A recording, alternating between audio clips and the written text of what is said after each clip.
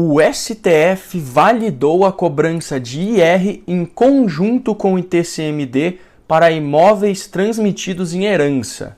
Vamos entender isso aí. Antes que se crie alvoroço sobre esse assunto, é importante a gente entender que isso não é a criação de uma nova lei, norma ou decreto. Por sinal, essa previsão é bem antiga, existe desde 1997.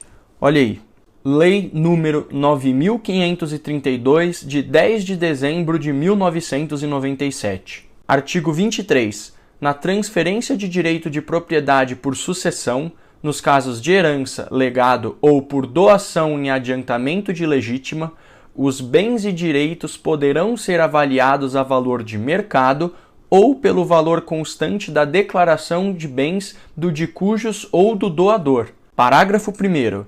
Se a transferência for efetuada a valor de mercado, a diferença a maior entre esse e o valor pelo qual constavam da declaração de bens do de cujos ou do doador sujeitar-se-á à incidência de imposto de renda à alíquota de 15%.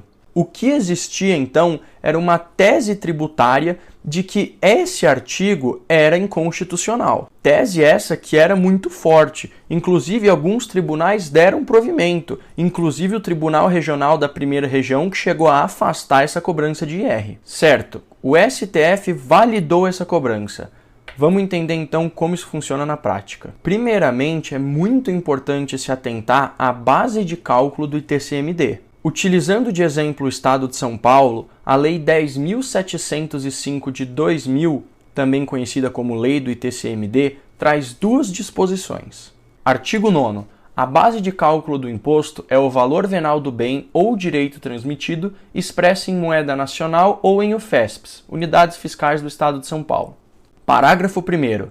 Para os fins que trata esta lei, considera-se valor venal o valor de mercado do bem ou direito na data da abertura da sucessão ou da realização do ato ou contrato de doação. Artigo 10. O valor do bem ou direito na transmissão causa-mortis é o atribuído na avaliação judicial e homologado pelo juiz. Ou seja, o imposto vai incidir sobre o valor de mercado daquele imóvel.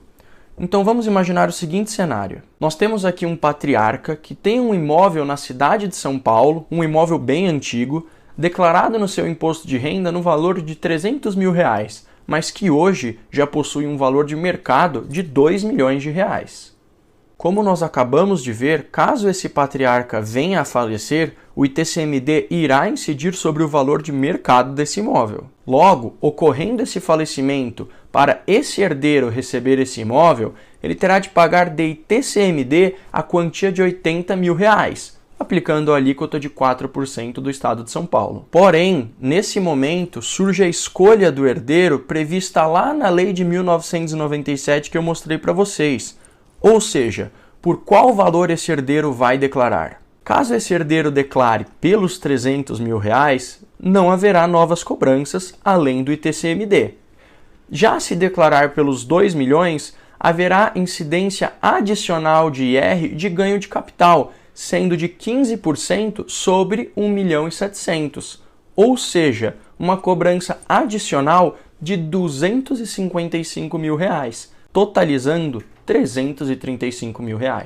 É importante destacar aqui que eu estou considerando somente os impostos referentes ao IR e ao ITCMD. Eu não estou entrando no mérito de analisar todas as demais custas desse processo de inventário, como cartório de notas, registro de imóveis, certidões e honorários advocatícios. Ok, mas então é só o herdeiro declarar por R$300 mil, certo? Talvez, porque caso o herdeiro venha eventualmente a vender esse imóvel que consta declarado por R$300 mil, o ganho de capital irá incidir da mesma forma. Então, declarar pelo valor histórico nada mais é do que postergar essa cobrança. E é por isso que um planejamento sucessório é tão importante. Existem diversas formas de se evitar essas situações. Em um próximo vídeo, eu vou trazer aqui algumas alternativas que podem ser utilizadas para evitar todas essas cobranças.